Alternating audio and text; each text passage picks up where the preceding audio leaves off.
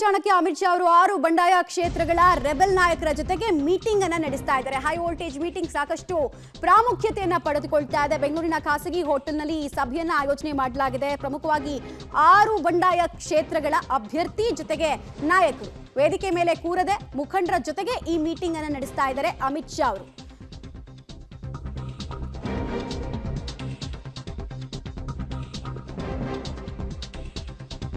ವೇದಿಕೆ ಮೇಲೆ ಕೂರದೆ ಮುಖಂಡರ ಜೊತೆ ಕೂತು ಅಮಿತ್ ಶಾ ಅವರು ಮಾತುಕತೆಯನ್ನು ನಡೆಸ್ತಾ ಇದ್ದಾರೆ. ತುಮಕೂರು, ಚಿತ್ರದುರ್ಗ, ಚಿಕ್ಕಬಳ್ಳಾಪುರ, ದಾವಣಗೆರೆ ಯಾವ ಕ್ಷೇತ್ರಗಳು ಬಿಜೆಪಿ ಪಾಲಿಗೆ ನಿರ್ಣಾಯಕವಾಗಿದೆಯೋ ಆ ಕ್ಷೇತ್ರಗಳ ಅಭ್ಯರ್ಥಿಗಳನ್ನ ಕರೆಸಿಕೊಂಡಿದ್ದಾರೆ, ರೆಬಲ್ಗಳನ್ನ ಕರೆಸಿಕೊಂಡಿದ್ದಾರೆ. ವಿಜೇಂದ್ರ ಹಾಗೂ ಯಡಿಯೂರಪ್ಪ, ಅಶೋಕ್ ಅವರ ಉಪಸ್ಥಿತಿ ಕೂಡ ಇದೆ. ಜೊತೆಗೆ ಈ ಜಿಲ್ಲೆಗಳಲ್ಲಿ ಬಿಜೆಪಿಯ ಟಿಕೆಟ್ ಗಿಟ್ಟಿಸಿಕೊಂಡಿರುವಂತಹ ಅಭ್ಯರ್ಥಿಗಳು ಕೂಡ ಇದ್ದಾರೆ. ಇಲ್ಲಿ ಪರಸ್ಪರ ಸಹಕಾರ ಭಾವನೆ ಮೂಡೋದು ಹೇಗೆ ಅನ್ನೋದನ್ನ ಚರ್ಚೆ ಮಾಡ್ತಾರೆ. ಪ್ರಾಬ್ಲಮ್ ಏನು, ಸೊಲ್ಯೂಷನ್ ಏನು ಎಲ್ಲವನ್ನ ಕೂಡ ಡಿಸ್ಕಸ್ ಮಾಡ್ತಾ ಇದ್ದಾರೆ. ಆ ಮೀಟಿಂಗ್ ನ ಎಕ್ಸ್ಕ್ಲೂಸಿವ್ ಫುಟೇಜಸ್ ಅನ್ನ ಕೂಡ ಪಬ್ಲಿಕ್ ಟಿವಿ ಆಕ್ಸೆಸ್ ಮಾಡಿದೆ. ನೋಡ್ತಾ ಇದ್ದೀರಾ ಯಾವ ರೀತಿ ಮೀಟಿಂಗ್ ಸಾಗ್ತಾ ಇದೆ ಅಂತ ಹೇಳಿ. ಆಗ್ಲೇ ಹೇಳ್ದಾಗೆ ಒಟ್ಟಿಗೆ ಕೂತು ಸಹಕಾರ ಭಾವನೆ ಇಲ್ಲದೆ ಹೋದ್ರೆ ನಾವು ಸೋಲ್ತೀವಿ, ನಮಗೆ ಸಮಸ್ಯೆ ಆಗತ್ತೆ, ಇದನ್ನ ನೀವು ಅರ್ಥಕೊಳ್ಳಿ. ಜೊತೆಗೆ ನಿಮ್ಮ ರಾಜಕೀಯ ಭವಿಷ್ಯಕ್ಕೆ ಬೇಕಾಗಿ ಪಕ್ಷಕ್ಕಾಗಿ ದುಡಿರಿ ಅನ್ನೋ ಸಂದೇಶವನ್ನ ಕೂಡ ರೆಬಲ್ಗಳಿಗೆ ಕೊಡ್ತಾರೆ. ಒಂದೊಂದು ಕ್ಷೇತ್ರದಲ್ಲಿ ಒಂದೊಂದು ರೀತಿ ಸಮಸ್ಯೆ ಇದೆ. ಒಂದ್ ಕಡೆಗೆ ಕುಟುಂಬ ರಾಜಕಾರಣದ ವಿರುದ್ಧ ಬಂಡಾಯದ ಬಾವುಟ ಹಾರಾಡಿಸ್ತಾ ಇದ್ದಾರೆ. ಅಲ್ಲಿ ಏನ್ ಮಾಡ್ಬೋದು, ಯಾವ ರೀತಿ ಮದ್ದರಿಬಹುದು ಅನ್ನೋದನ್ನೆಲ್ಲ ಕೂಡ ಡೀಟೇಲ್ ಆಗಿ ಈ ಮೀಟಿಂಗ್ ನಲ್ಲಿ ಡಿಸ್ಕಸ್ ಮಾಡ್ತಾರೆ ಅನ್ನೋದು ತಿಳಿದು ಬರ್ತಾ ಇರುವಂತಹ ವಿಚಾರ ಆಗ್ತಾ ಇದೆ.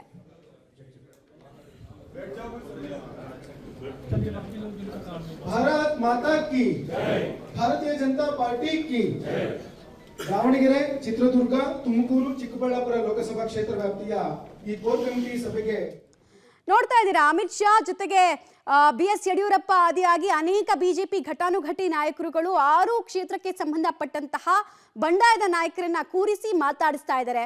ಪರಸ್ಪರ ಸೌಹಾರ್ದಯುತವಾಗಿ ನೀವೆಲ್ಲ ಸಾಗಬೇಕು, ಆಗ ಮಾತ್ರ ನಮಗೆ ಗೆಲುವು ಸಿಗುತ್ತೆ ಅನ್ನೋ ಸಂದೇಶವನ್ನ ಸ್ವತಃ ಅಮಿತ್ ಶಾ ಅವರೇ ಕೊಡ್ತಾರೆ. ಅಮಿತ್ ಶಾ ಅವರು ಮಾತಾಡ್ತಾ ಇದ್ದಾರೆ ಅಂದ್ರೆ ಅದು ಮೋದಿ ಹೇಳ್ದಂಗೆ ಆಗತ್ತೆ.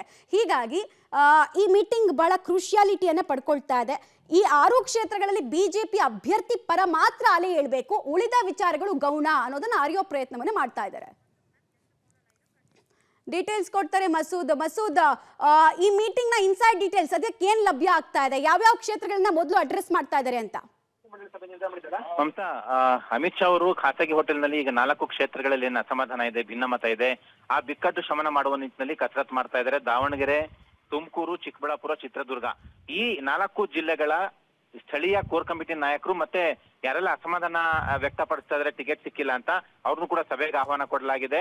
ಆ ಪೈಕಿ ಕೆಲವರು ಬಂದಿಲ್ಲ. ಈ 4 ಕ್ಷೇತ್ರಗಳ ನಾಯಕರ ಸಭೆಯನ್ನ ಈಗಾಗಲೇ ಆರಂಭ ಮಾಡಿದ್ದಾರೆ. 10 ನಿಮಿಷ ಆಗಿದೆ. ಯಡಿಯೂರಪ್ಪನವರು ಕೂಡ ಇದ್ದಾರೆ, ವಿಜೇಂದ್ರ ಅವರು ಕೂಡ ಇದ್ದಾರೆ.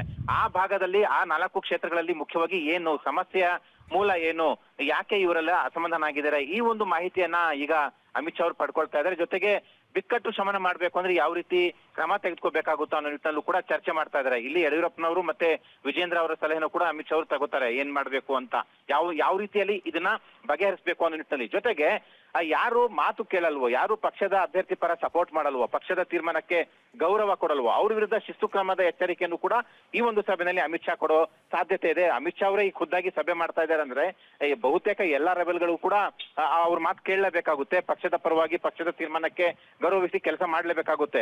ಈಗ ಸಭೆ ಆರಂಭ ಆಗಿದೆ, ಇನ್ನೂ 1 ಗಂಟೆಗಳ ಕಾಲ ಸಭೆ ನಡೆಯುತ್ತೆ.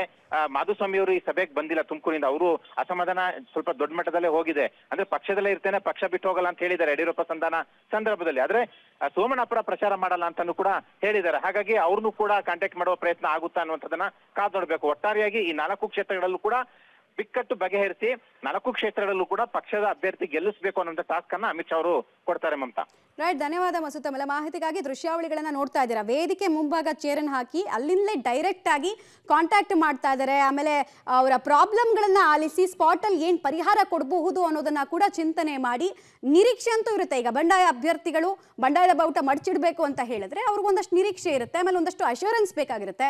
ಆ ಅಶ್ಯೂರೆನ್ಸ್ನೆಲ್ಲ ಖುದ್ದಾಗಿ ಅಮಿತ್ ಶಾ ಅವರೇ ಕೊಡ್ತಾ ಇರೋ ಹಾಗೆ ಕಾಣಿಸ್ತಾ ಇದೆ. ನೋಡ್ಬೇಕು ಎಷ್ಟರ ಮಟ್ಟಿಗೆ ಇದೆಲ್ಲವೂ ವರ್ಕೌಟ್ ಆಗುತ್ತೆ ಅಂತ.